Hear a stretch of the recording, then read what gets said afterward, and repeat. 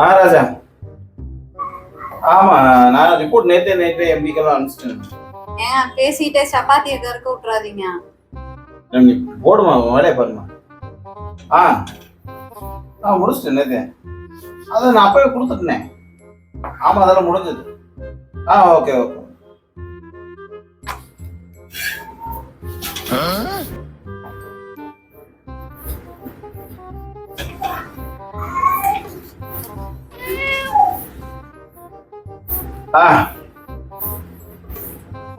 சப்பாத்தி எங்கங்க?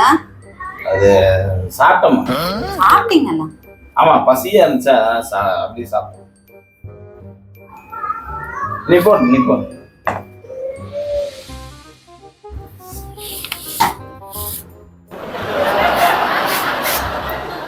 ஒரு நிமிஷம் அந்த பாத்ரூம் போயிட்டு இருந்தேன்.